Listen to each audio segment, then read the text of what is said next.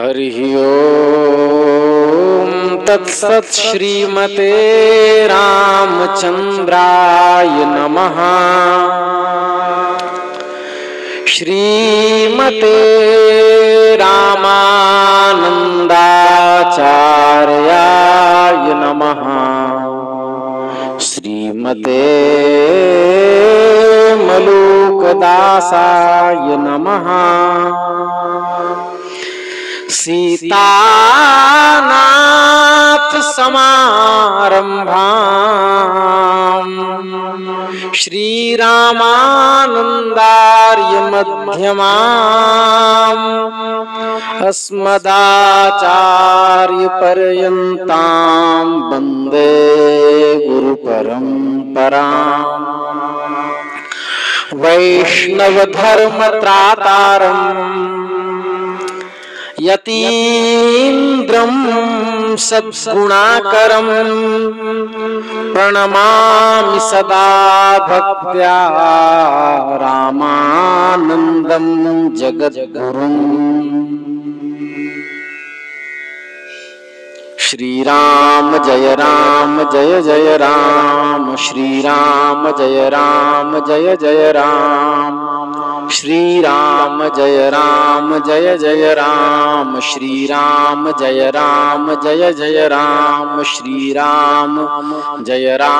जय जय राम। श्री वृंदावन बिहारी लाल की जय।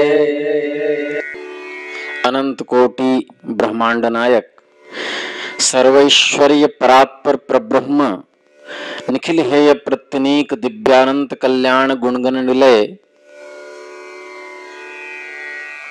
भगवान श्री हरि की असीम अनुकंपा से हम आप सब इस विशुद्ध सत्संग मंडप में बैठकर मनुष्य जन्म धारण करने का सर्वोत्कृष्ट साधन सत्संग श्री रामानंद संप्रदाय वैभव वर्णन के 97वें एपिसोड में हम प्राप्त कर रहे हैं। हम आज एक महत्वपूर्ण विषय पर फिर से उपस्थित हुए हैं। कल आप लोगों ने सुना कि भोजन आदि क्रियाओं में प्रमाद के कारण ही लोग शतायु होने से पहले ही मृत्यु को प्राप्त हो रहे हैं।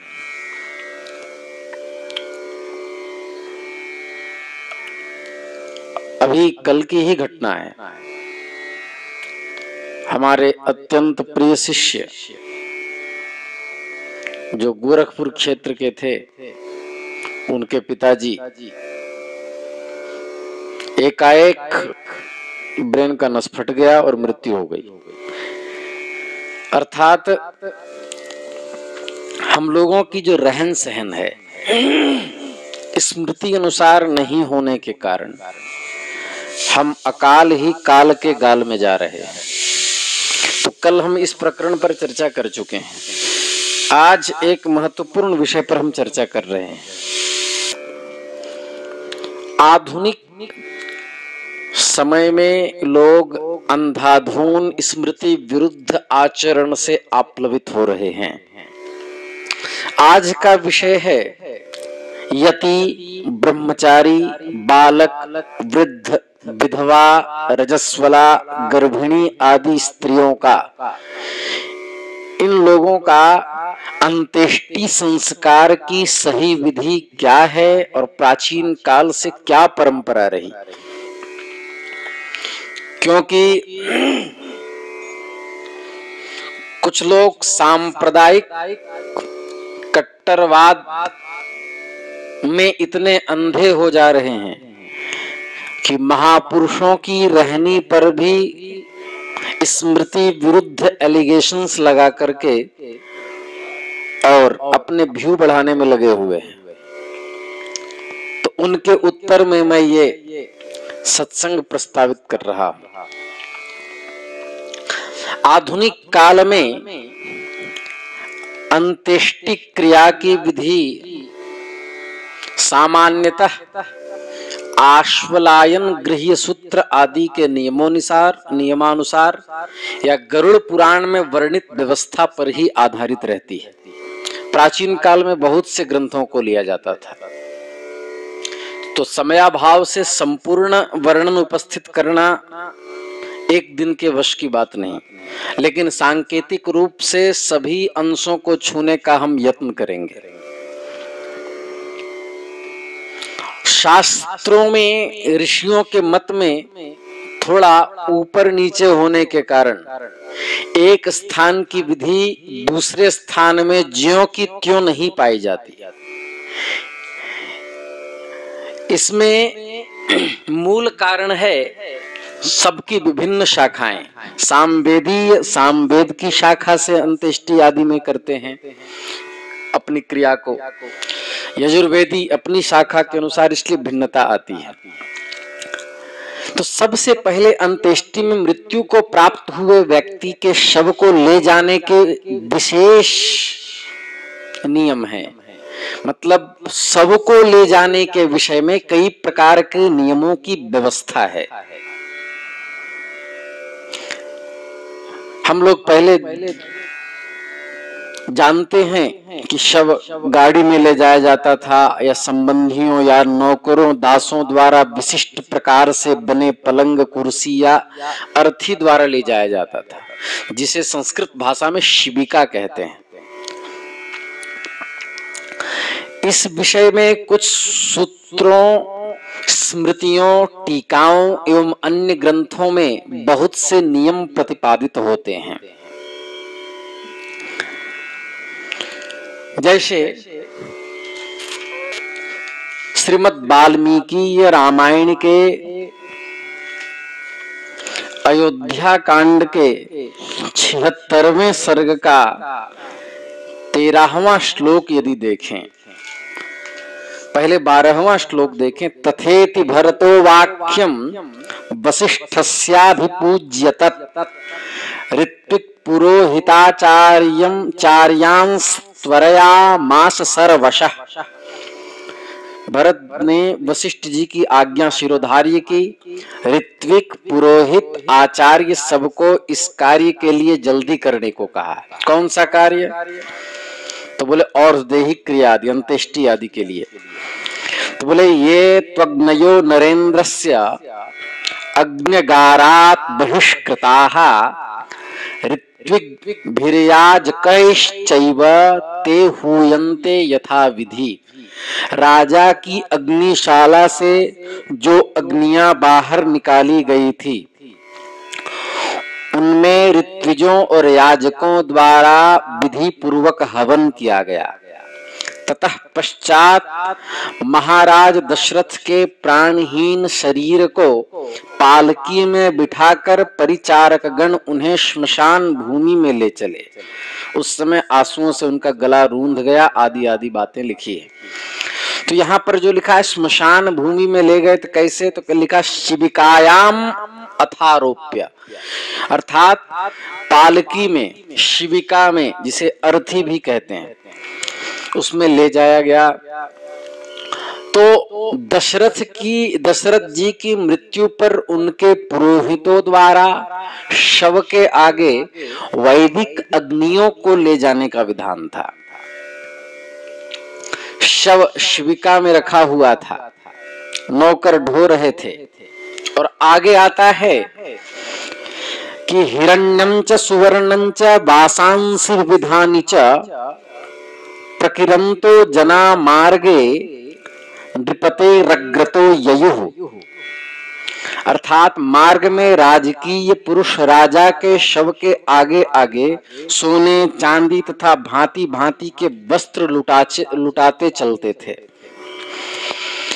अर्थात सोने के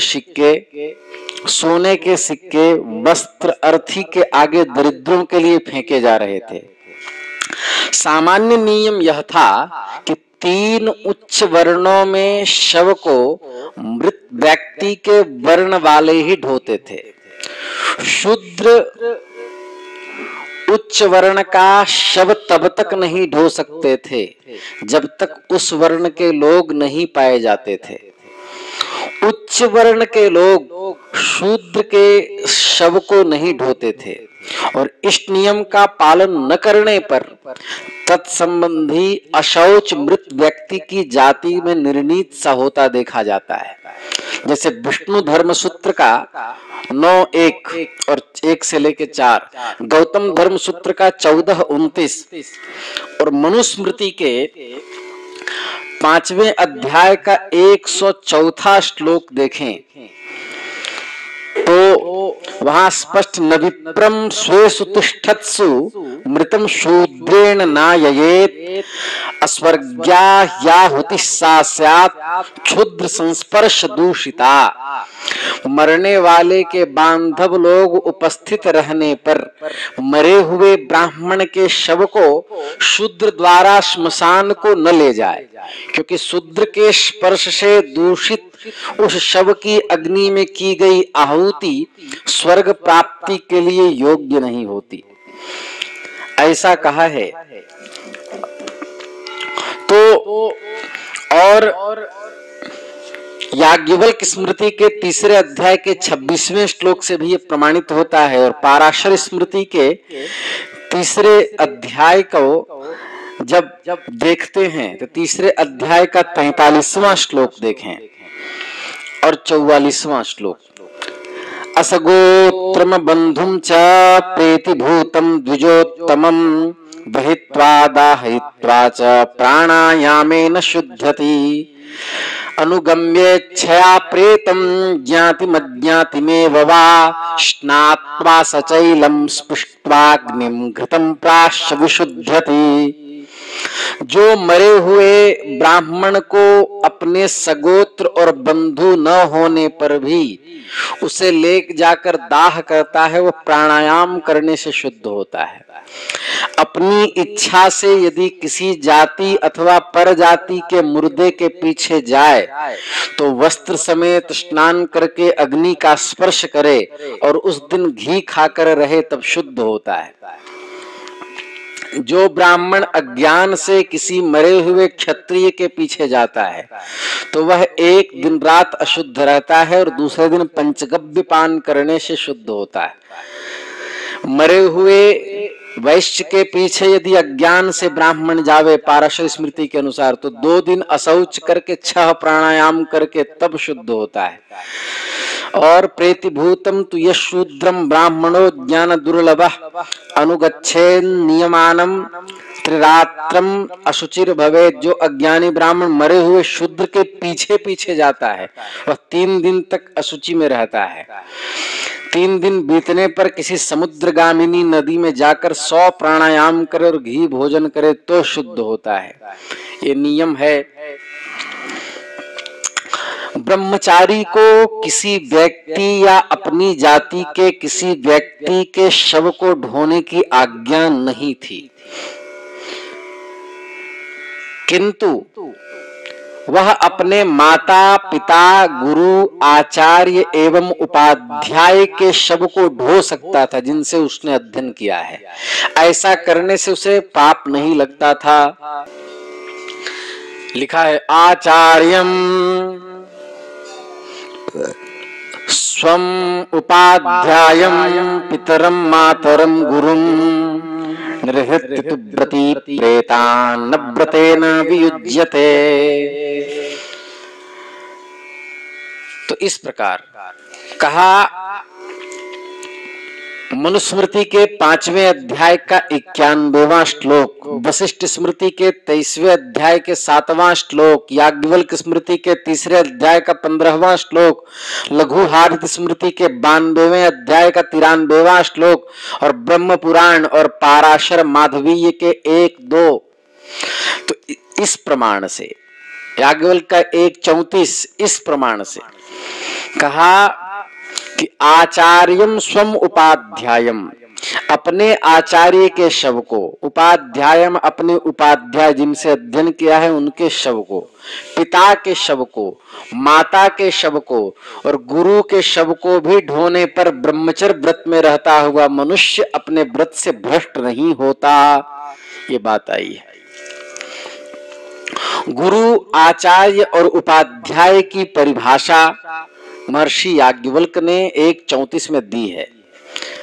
यदि कोई ब्रह्मचारी 5 व्यक्तियों के अतिरिक्त, मतलब माता पिता गुरु आचार्य एवं उपाध्याय के अतिरिक्त अन्य किसी का शव ढोता था तो उसका ब्रह्मचर्य व्रत खंडित माना जाता था और उसे व्रतलोप का प्रायश्चित करना पड़ता था।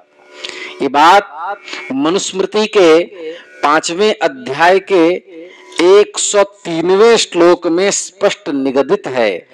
कह रहे हैं कि उसको प्रायश्चित लगता है। इस प्रकार याज्ञवल्क्य के 3 का 13 भी और 14 भी देखना चाहिए। जो लोग स्वजातीय व्यक्ति का शव ढोते हैं उन्हें वस्त्र सहित स्नान करना चाहिए और नीम की पत्तियां दांत से चबानी चाहिए, ऐसा आयुर्वेद में भी आया। आचमन करना चाहिए। अग्नि, जल, गोबर, श्वेत सरसों का स्पर्श करना चाहिए और धीरे से किसी पत्थर पर पैर रखना चाहिए और तब घर में प्रवेश करना चाहिए। सपिंडों का यह कर्तव्य है कि वे अपने संबंधी का शव ढोएं। ऐसा करने के उपरांत उन्हें केवल स्नान करना होता है, अग्नि को छूना होता है और पवित्र होने के लिए घृतपान करना पड़ता था। पाराशर स्मृति के 3 अध्याय का 42वां श्लोक देखें तो वहां लिखा, जलावगाहानात् तेषां सद्य शौचम विधीयते। जल में स्नान करने से ही उनकी शुद्धि हो जाती थी। मनुस्मृति के 4 अध्याय का 103वां श्लोक देखें। याज्ञवल्क्य 3:26, गोभिल 14:29, पराशर 3:42, पाराशर माधवीय 1:2 का पृष्ठ 277, अपरार का पृष्ठ 871। ये मेरे यहाँ के संपादन के अनुसार, आप लोग की पुस्तक दूसरे जगह से छपी हो तो पृष्ठ इधर उधर हो सकता है। तो सपिंड रहित ब्राह्मण के मृत शरीर को ढोने वाले की पराशर भगवान ने बड़ी प्रशंसा की है और कहा, जो व्यक्ति मृत ब्राह्मण के शरीर को ढोता है वह प्रत्येक पग पर एक एक यज्ञ के संपादन का फल प्राप्त करता है और केवल पानी में डुबकी लेने और प्राणायाम करने से ही पवित्र हो जाता है। ऐसा मनुस्मृति के 5, 101 और 102 का कथन है कि जो व्यक्ति किसी सपिंड रहित व्यक्ति के शव को प्रेम वश ढोता है वह 3 दिनों के उपरांत ही अशौच रहित हो जाता है। आदि पुराण आदि में भी आया है, यदि कोई क्षत्रिय, वैश्य या किसी दरिद्र ब्राह्मण या ऐसा क्षत्रिय जिसने सब कुछ खो दिया हो या दरिद्र वैश्य के शव को ढोता है वह बड़ा यश एवं पुण्य प्राप्त करता है एवं स्नान करने के उपरांत ही पवित्र हो जाता है। सामान्यतः आज भी विशेषतः ग्रामों में एक ही जाति के लोग शव को ढोते हैं या साथ जाते हैं। वस्त्र सहित स्नान करने के उपरांत पवित्र मान लिए जाते हैं। कुछ मध्यकाल की टीकाओं यथा मिताक्षरा आदि ने जाति संकीर्णता की भावना से प्रेरित होकर व्यवस्था दी कि यदि कोई व्यक्ति प्रेमवश शव ढोता है, मृत के परिवार में भोजन करता है और वहीं रह जाता है तो वह 10 दिनों तक अशुद्ध रहता है। यदि वह मृत व्यक्ति के घर में केवल रहता है, भोजन नहीं करता है तो वह 3 दिनों तक अशौच में रहता है। यह नियम तभी लागू होता है जब शव को ढोने वाला मृत की जाति का रहता है। यदि ब्राह्मण किसी मृत शूद्र के शव को ढोता है तो वह 1 मास तक अपवित्र रहता है, किंतु यदि कोई शूद्र किसी मृत ब्राह्मण के शव को ढोए तो वह 10 दिनों तक अशुद्ध रहता है। कूर्म पुराण में व्यवस्था दी कि यदि कोई ब्राह्मण किसी मृत ब्राह्मण के शव को शुल्क लेकर ढोता है या किसी अन्य स्वार्थ के लिए ऐसा करता है तो वह 10 दिनों तक अपवित्र रहता है। विष्णु पुराण का कथन है कि यदि कोई व्यक्ति शुल्क लेकर शव ढोता है तो वह मृत व्यक्ति की जाति के लिए व्यवस्थित अवधि तक अपवित्र रहता है। ऐसा मदन पारिजात के पृष्ठ 395 से मैं कह रहा हूं और याज्ञवल्क्य के 3:2 से। तो उन महापुरुषों के मत में, महर्षि याज्ञवल्क्य के मत में, महर्षि हारीत के मत में, शव के मार्ग को, माने शव को मार्ग के गांवों में से लेकर नहीं जाना चाहिए। अर्थात मार्ग में यदि गांव पड़ रहे हो तो गांव में घुसाने की आवश्यकता नहीं है, ऐसा नहीं करना चाहिए। इस पर मनुस्मृतिकार ने बहुत सख्त निर्देश दिया है। शव को कैसे ले जाना चाहिए, ये इसके बारे में मनुस्मृति देखना चाहिए। मनुस्मृतिकार ने 5वें अध्याय के 92वें श्लोक में व्यवस्था दी है। दक्षिणे नमृतम शूद्रम पुरद्वारेण निर्हरेत् पश्चिमोत्तर पूर्वैस्तु यथा योगम द्विजन्मनः। मरे हुए शूद्र को नगर के दक्षिण द्वार से निकाले, मरे हुए वैश्य को पश्चिम से, मरे हुए क्षत्रिय को उत्तर से और मरे हुए ब्राह्मण को पूर्व द्वार से निकालना चाहिए। और इस प्रकार, लेकिन गांव के अंदर नहीं ले जाना चाहिए, जहां से वहां से उन द्वारों का निरीक्षण करके निकालना चाहिए। फिर कहा यम पुराण में, यम स्मृति में और गरुड़ पुराण में कि चिता के लिए अग्नि, काष्ठ, तृण, हवि आदि उच्च वर्णों की अंत्येष्टि के लिए शूद्र द्वारा नहीं ले जाना चाहिए, नहीं तो मृत व्यक्ति सदा प्रेतावस्था में ही रह जाएगा। यदि शूद्रों द्वारा लकड़ी ले जाई जाए तो ब्राह्मण के शव के चिता निर्माण के लिए ब्राह्मण ही प्रयुक्त होना चाहिए।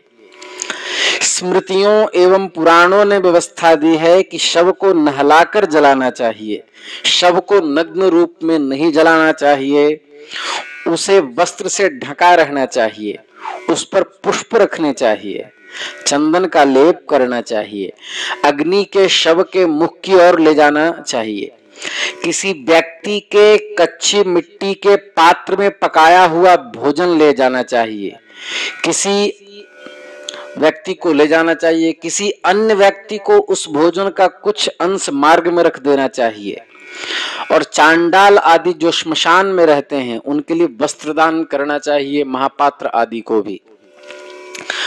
ब्रह्म पुराण और शुद्धि प्रकाश के पृष्ठ 159 से का कथन है कि शव को श्मशान ले जाते समय वाद्य यंत्रों द्वारा पर्याप्त निनाद किया जाता है। भरत नाट्य सूत्र में आचार्य भरत ने 4 प्रकार के वाद्यों की चर्चा की है। ततम चैवा वनद्धम घनम सुशिरमेव च। अमरकोशकार ने इसे समझाया है, ततम वीणादिकम वाद्यम आनद्धम मुरजादिकम बंसादिकम तु सुशिरम कांस्य तालादिकम घनम। अर्थात इन वाद्य यंत्रों से पर्याप्त निनाद करना चाहिए, बजाना चाहिए। शव को जलाने के उपरांत अंत्येष्टि क्रिया के अंग के रूप में कर्ता को मुंडन कराना पड़ता है, उसके उपरांत स्नान करना होता है। किंतु वपन के विषय में, मुंडन के विषय में कई नियम हैं। गंगा तट पर, भास्कर क्षेत्र में, माता पिता या गुरु की मृत्यु पर, या श्रोत्राग्नियों की स्थापना एवं सोम यज्ञ में। अंत कर्म दीपक नामक ग्रंथ के पृष्ठ 19 का कथन है कि अंत्येष्टि क्रिया करने वाले पुत्र या किसी अन्य कर्ता को सबसे पहले मुंडन कराकर स्नान करना चाहिए, तब शव को किसी पवित्र स्थल पर ले जाना चाहिए तथा वहां स्नान करना चाहिए। यदि ऐसा स्थान वहां न हो तो शव को स्नान कराने वाले जल में गंगा, गया और अन्य तीर्थों का आवाहन करना चाहिए। इसके उपरांत शव पर घी या तिल के तेल का लेप करके पुनः उसे नहलाना चाहिए, नया वस्त्र पहनाना चाहिए, यज्ञोपवीत, गोपी चंदन, तुलसी की माला से सजाना चाहिए और संपूर्ण शरीर में चंदन, कपूर, कुमकुम, कस्तूरी आदि सुगंधित पदार्थों का प्रयोग करना चाहिए। यदि अंत्येष्टि क्रिया रात्रि में हो तो रात्रि में मुंडन नहीं होना चाहिए, बल्कि दूसरे दिन होना चाहिए। ऐसा शुद्धि प्रकाश में लिखा, रात्रौ दग्ध्वा तु पिंडांतम कृत्वा वपन वर्जितम वपनम निश्चिते रात्रो श्वस्तनी वपन क्रिया। अन्य स्मृतिकारों ने दूसरे, तीसरे, पांचवें या सातवें या 11वें दिन श्राद्ध कर्म के पूर्व किसी दिन भी वपन की व्यवस्था दी है। अलुप्त केशो यह पूर्वम सोत्र केशान प्रवापयेत, पराशर माधवीय का वचन। द्वितीय, तृतीयेऽस्मि, पंचमे, सप्तमे पिवा यावत् श्राद्धम प्रदीयेत तावदित्य परम मतम। महर्षि बोधायन का भी ये वाक्य है। तो इस प्रकार आपस्तंभ धर्म सूत्र के 1, 3, 10, 6 के मत से मृत व्यक्ति से छोटे सभी सपिंड लोगों का वपन कराना चाहिए।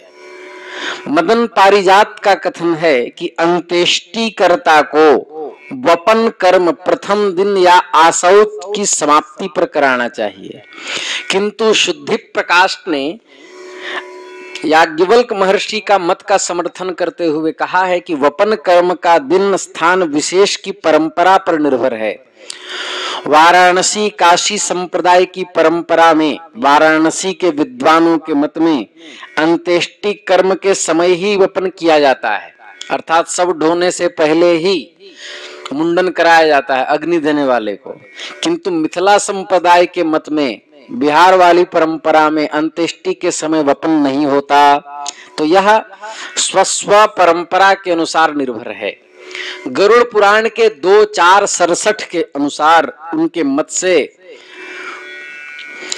घोर रुदन लाश जलाने समय किया जाना चाहिए, किंतु दाह कर्म एवं जल तर्पण के उपरांत रुदन कार्य नहीं होना चाहिए। कहा, सपिंडों एवं समानोदकों द्वारा मृत के लिए जलदान होता है, उसके विषय में सभी मतैक्य हैं। और जलदान और पिंडोदक क्रिया जो है, इस पर हम कल चर्चा करेंगे। लेकिन आज एक और विषय को हम ले लें साथ में कि बालक यदि मरे, सन्यासी मरे, स्त्री मरे, तो कैसे उनका क्या पिंडदान कैसे होता है। तो मनुस्मृति के यदि हम 5वें अध्याय का 68वां श्लोक देखें तो लिखा है, ऊनद्विवार्षिकं प्रेतम निदद्धुर्बान्धवा बहिः अलंकृत्य शुचौ भूमा बस्थि संचयनादृते नास्यकार्योऽग्नि संस्कारो न च कार्योदक क्रिया अरण्ये काष्ठवत् त्यक्त्वा क्षपेत त्रयमेव च नात्रिवर्षस्य कर्तव्या बान्धवैरुदक क्रिया जातदन्तस्य वा कुर्युर्नाम्नि वापि कृते सति स ब्रह्मचारिण्ये काहम् अतीते क्षपणं स्मृतं जन्मन्ये कोदकानां तु त्रिरात्राच्च क्षुद्धिरिष्यते। कहा कि 2 वर्ष से न्यून अवस्था वाले मरे हुए बालक को अलंकृत करके, सजा करके बांधव लोग गांव से बाहर अस्थि संचयन के बिना, उसकी अस्थि नहीं लेनी है, शुद्ध भूमि में गाड़ दे। इनका अग्नि संस्कार नहीं किया जाना चाहिए। नास्य कार्योग्नि संस्कारो, और कहा नच कार्योदक क्रिया, इसकी उदक क्रिया जलांजलि देने की भी क्रिया नहीं होनी चाहिए। जंगल में काष्ठ की तरह छोड़कर 3 दिन वेद अध्ययन आदि धर्म कर्म के बिना ही बिताए।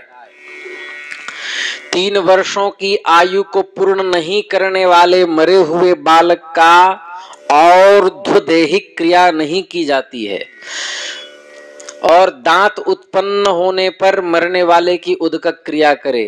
नामाकरण संस्कार किए जाने पर मरने वाले मनुष्य की भी उदक क्रिया करे। ये मनु भगवान ने व्यवस्था दी है। याज्ञवल्क 3:1, पराशर 3:14, विष्णु पुराण 22:27, ब्रह्म पुराण आदि के मत से गर्भ से पतित बच्चे, भ्रूण, मृतोत्पन्न शिशु, दंतहीन शिशु को वस्त्र से ढांककर गाड़ देनी चाहिए। छोटे अवस्था के बच्चों को जलाया नहीं जाता, किंतु इस विषय में प्राचीन स्मृतियों में अवस्था संबंधी विभेद पाया जाता है।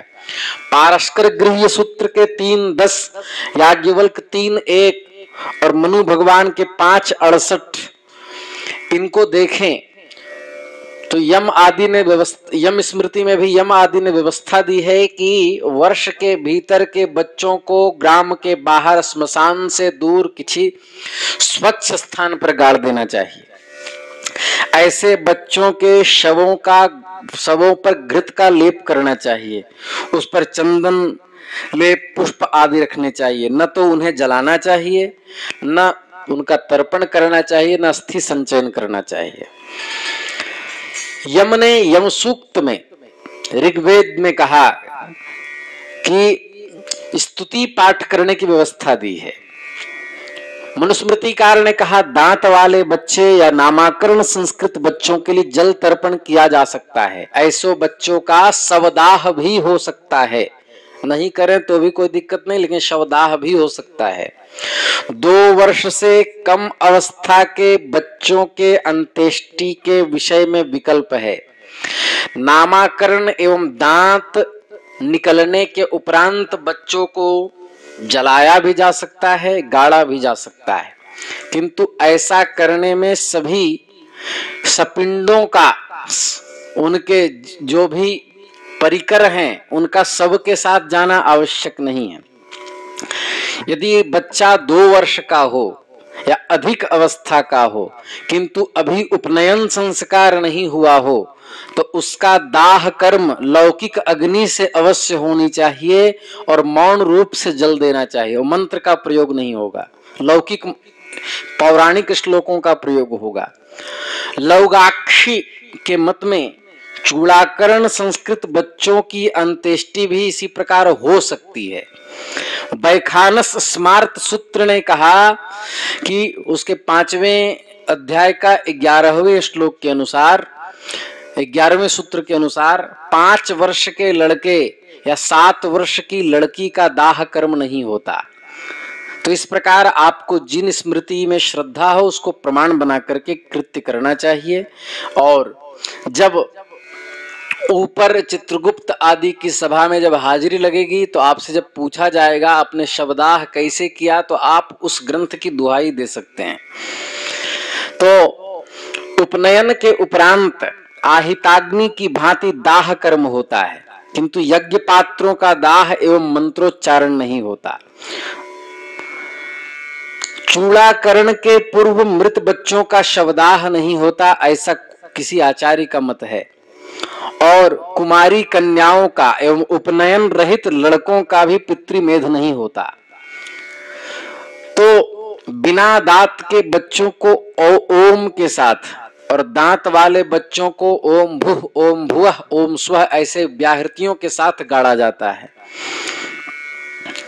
और इसके बाद एक और प्रश्न खूब चल रहा है, सन्यासियों को अग्नि संस्कार सन्यासियों का हो सकता है कि नहीं? तो ध्यान से सुने, हो सकता है, किस अवस्था में वह सुने। यदि सन्यासियों को प्राचीन काल में गाड़ा जाता था क्रतु के मत के अनुसार ब्रह्मचारी एवं यति का शव उत्तपन अग्नि से जलाया जाता है। शुद्धि प्रकाश के पृष्ठ 166 में व्याख्या दी गई है, उसकी व्याख्या की गई कि वहां जो यति शब्द आया है क्रतु के मत में, वह कूटीचक श्रेणी का सन्यासी है। क्योंकि 4 प्रकार के सन्यासी होते हैं, कूटीचक, बहुदक, हंस और परमहंस। तो कूटीचक श्रेणी के सन्यासियों का अग्निदाह हो सकता है। बहुदक, हंस और परमहंस की अंत्येष्टि या तो जल में होती है या भूमि में। तो किसी को ग्राम के पूर्व या दक्षिण में जाकर पलाश के वृक्ष के नीचे या नदी तट पर या किसी अन्य स्वच्छ स्थल पर व्याहृतियों के साथ यति के दंड के बराबर गहरा गड्ढा खोदना चाहिए। इसके उपरांत प्रत्येक बार 7 व्याहृतियों के साथ उस पर 3 बार जल छिड़कना चाहिए। गड्ढे में दर्भ बिछा देना चाहिए, कुछ अर्थात दर्भ को बिछाने के बाद, कुशा बिछाने के बाद माला, चंदन, लेप आदि से सबको सजाना चाहिए और तैत्तिरीय संहिता के 1-1-3-1 के मंत्र को पढ़कर शव को गड्ढे में रख देना चाहिए। परिव्राजक के दाहिने हाथ में दंड और 3 खंडों में, दाहिने हाथ में दंड 3 खंडों में करके थमा देना चाहिए। ऐसा करते समय ऋग्वेद के 1:22-17, वाजसेनीय संहिता के 5:15 एवं तैत्तिरीय संहिता के 1-2-13 मंत्र पाठ करना चाहिए। उसके बाद गायत्री मंत्र का उच्चारण करना चाहिए। फिर पानी छानने वाला वस्त्र मुख पर रखना चाहिए और पात्र को जल भर करके गुप्तांगों के पास रखा जाता है। फिर चतुर्होतारः मंत्रों का पाठ किया जाता है। अन्य कृत नहीं किए जाते। न तो शवदाह होता है बहुदक, हंस और परमहंस का, न अशोच मनाया जाता है, न जल तर्पण ही किया जाता है, क्योंकि यति संसार की विषय वासना से मुक्त होता है। स्मृत्यर्थ सार में इतना जोड़ दिया गया कि न तो एकोद्दिष्ट श्राद्ध और न सपिंडीकरण ही किया जाता है, केवल 11वें दिन पार्वण श्राद्ध होता है। कोटीचक जलाया जाता था प्राक जमाने में, बहुदक गाड़ा जाता था, हंस को जल में प्रवाहित कर दिया जाता था और परमहंस को भली भांति गाड़ा जाता था। इसके लिए निर्णय सिंधु के पृष्ठ 634 देखना चाहिए। गाड़ने के उपरांत गड्ढे की भली भांति बालू से ढक दिया जाता है, जिससे कुत्ते, श्रृगाल आदि पंजों से गड्ढा खोदकर निकाल न सकें। धर्म सिंधुकार ने लिखा कि मस्तक को शंख या कुल्हाड़ी से छेद देना चाहिए। यदि ऐसा करने में असमर्थता प्रदर्शित हो तो मस्तक पर गुड़ की भेली रखकर उसे तोड़ देना चाहिए। इसमें यह भी कहा कि कूटीचक को छोड़कर कोई यति नहीं जलाया जाता। आजकल सभी यति गाड़े जाते हैं, क्योंकि बहुदक एवं कूटीचक आजकल पाए नहीं जाते, केवल हंस और परमहंस देखे में आते हैं। तो 2 कारण हैं। एक तो गृहस्थों की भांति श्रौत्राग्निया या स्मारताग्निया नहीं रखते यति, वे लोग भोजन के लिए साधारण अग्नि भी नहीं जलाते। गृहस्थ लोग अपनी श्रौत या स्मार्त अग्नियों के साथ जलाए जाते हैं, किंतु यति लोग बिना अग्नि के होते हैं, अतः गाड़े जाते हैं। ऐसा वैखानस स्मार्त सूत्र के वचन के अनुसार प्रमाणित है। एक बात और है कि विरक्त वेश वैष्णव भी घर गृह का त्याग करके हाथ में शालिग्राम लेकर के विरक्त वेश का संकल्प जब गुरुदेव के माध्यम से करते हैं और वैष्णव सन्यास जब वो लेते हैं, तो एक वैष्णव सन्यास होता है और एक अद्वैत परंपरा में सन्यास होता है। वैष्णव सन्यास में शिखा सूत्र युक्त सन्यास होता है, जिसका हम विवेचन कर चुके हैं, और उस सन्यास में शिखा सूत्र का त्याग होता है। तो लेकिन दोनों सन्यासियों को जलाना इसलिए वर्जित है क्योंकि उनका अग्निदाह होने पर फिर उनकी पूरी परंपरा से दशगात्र करनी होगी, और दशगात्र करने के बाद फिर भोज भंडारा आदि बहुत लंबी प्रक्रिया करनी होगी। और वैष्णव मताब्ज भास्कर और अन्य प्रामाणिक वैष्णव ग्रंथों के प्रमाण से जब साधक तप्त संस्कार लेता है तो उसकी दशगात्र आदि करने की व्यवस्था नहीं करने पर कोई अनुचित्य नहीं है। मरना भला विदेश में जहां न आपन कोय, कुकुर सियार नोच खाए झरा भंडारा होए, ये बाबाओं का सिद्धांत है। दूसरी बात है कि वो अच्युत गोत्राभिधानो हम ऐसा संकल्प करते हैं, अच्युत गोत्र में अभिषिक्त हो जाते हैं, तो भगवान का गोत्र उनके गोत्र से मिल जाने के कारण उनका सपिंडकरण का जो गोत्र है, पूर्व के जो आश्रम का गोत्र है, वह युक्त नहीं होने के कारण उन पर किसी प्रकार की भी प्रक्रिया लागू नहीं होती। कौन अग्नि देगा, कौन क्या करेगा, इसलिए उनका जल संस्कार ही ज्यादा उचित जान पड़ता है। और धर्म सिंधु आदि के प्रमाण से केवल कूटिचक को जलाया जाता था। कहीं कहीं यह भी प्रमाण मिलता है कि जो यति वैष्णव धर्म में विवाह करने के बाद फिर यति होते हैं तो उनको जलाया जा सकता है, ऐसा कुछ विद्वानों का मत है। लेकिन जो नैष्ठिक ब्रह्मचारी हैं उनका अग्निदाह नहीं होना चाहिए। आजकल तो गृहस्थ अपनी परंपरा में ही सब चला पड़े, उनके आसपास कहीं महात्मा कोई आश्रम में ठहरे हों, लंबे काल से रह करके वृद्धत्व को प्राप्त हो गए हों तो उनको भी झोंक देते हैं। ये बहुत गलत है। इसके बाद स्त्रियां, जो स्त्रियां बच्चा जनते समय, बच्चा उत्पन्न करते समय या बच्चा उत्पन्न करने के तुरंत उपरांत ही या मासिक धर्म की अवधि में मर जाती हैं, उनके शवदाह में विशिष्ट नियम है।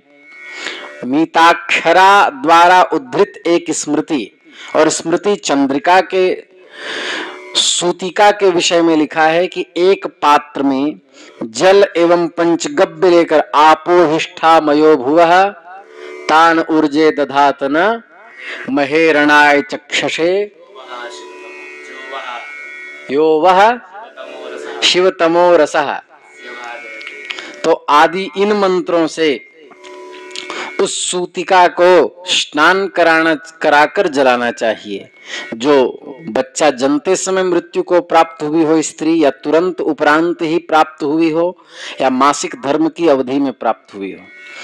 मासिक धर्म वाली मृत नारी को भी इसी प्रकार जलाना चाहिए, किंतु दूसरा वस्त्र पहनाकर जलाना चाहिए। गरुड़ पुराण देखने से 2-4-171वें श्लोक के प्रमाण से एवं निर्णय सिंधु के पृष्ठ 621 से गर्भिणी नारी के शव के विषय में यही नियम है। और भी कुछ विशेष नियम है, लेकिन हम उस पर विस्तृत चर्चा कभी और करेंगे।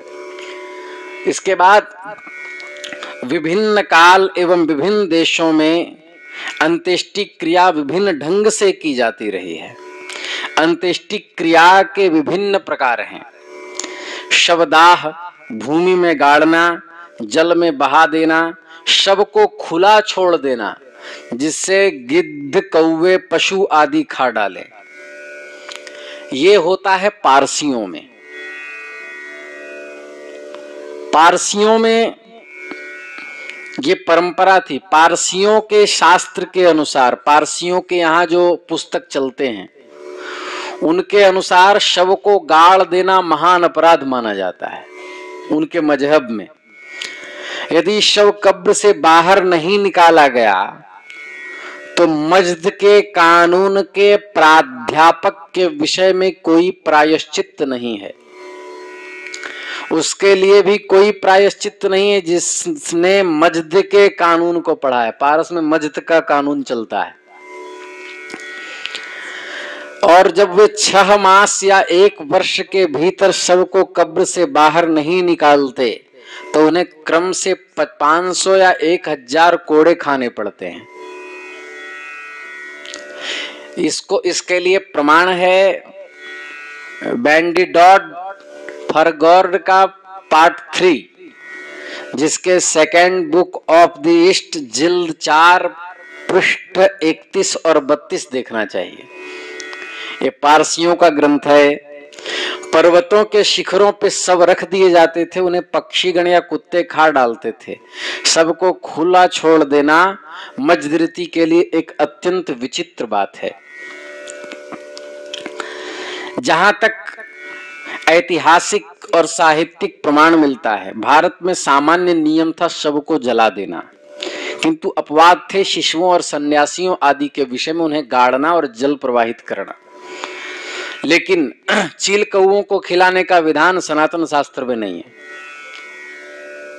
हाँ, मरना भला विदेश में जहां न आपन कोई, कुकुर सियार नोच खाए झरा भंडारा हो, ये फक्कड़ी भाषा है कि उसका भी पेट भर जाए, शरीर हमारा क्या करेगा। दूसरी बात, प्राचीन भारत में सबको गाड़ देने की बात अज्ञात नहीं थी, ऐसा अथर्ववेद के मानभूमि गृहो भुवत इस मंत्र के प्रमाण से जानना चाहिए। अंतिम मंत्र का रूप है कि हे अग्नि, उन सभी पितरों को यहाँ ले आओ जिससे कि वे हवि ग्रहण करें। उन्हें भी बुलाओ जिनके शरीर गाड़े गए थे और खुले रूप में छोड़ दिए गए थे, मैंने पेड़ों या गुहाओं पर तपस्या करते करते शरीर का त्याग जिन्होंने किया था। किंतु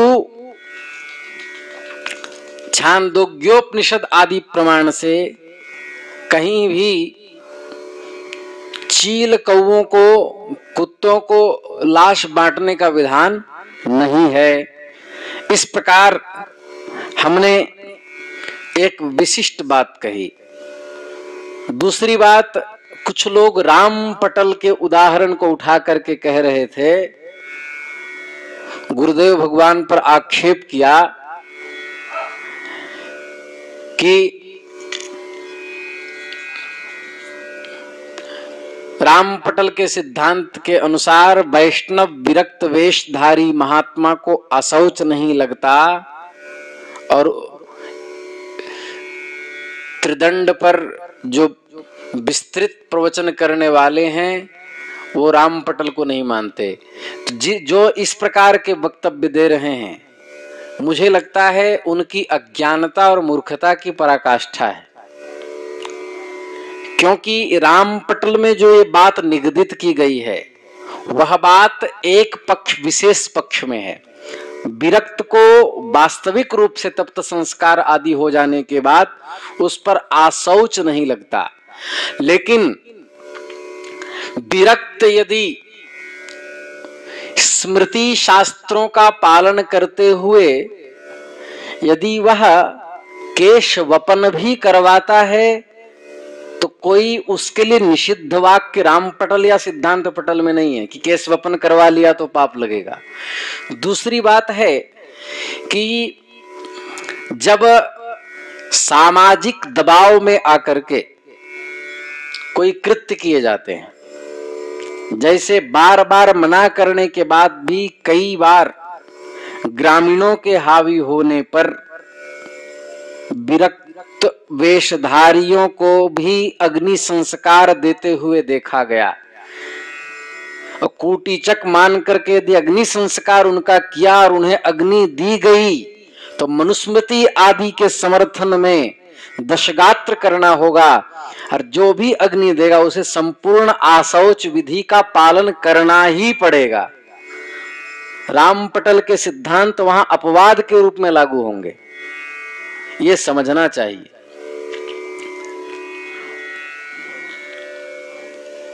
और नहीं तो ओशो की तरह बाल घुमा के घूमिए, मां मरे चाहे बाप मरे।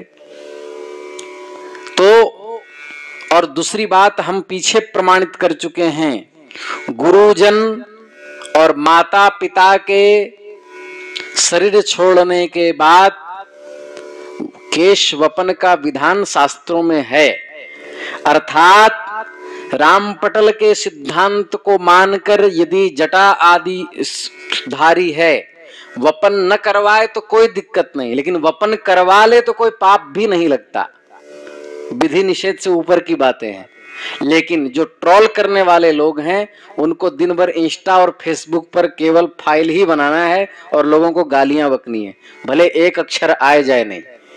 बस वर्तमान समय की सबसे बड़ी समस्या है कि सोशल मीडिया में 2 अक्षर पढ़े हुए लोग भी किंचित किंचित वक्तव्यों के पूर्वापरी भाव को न जानते हुए छोटी सी बातों को उठा करके और विद्वान के पूछ बनने चले आते हैं और तुरंत टिप्पणियां करने लगते हैं, जैसे वह बृहस्पति हो गए हों और सामने बैठ करके बात करने की क्षमता भी नहीं होती, न संस्कृत बोलने की क्षमता है। ऐसी चीजों से बचना चाहिए, यह अपराध है। तो इस प्रकार प्रकरण आया। इसके बाद हम फिर कभी और विस्तार से इस पर चर्चा करेंगे। अभी हमने इस पर चर्चा की, अब आगे हम अशौच में कर्तव्य और अकर्तव्य, क्या करना चाहिए क्या नहीं करना चाहिए, इस पर विस्तृत विवेचन करेंगे। श्री वृंदावन बिहारी लाल की जय।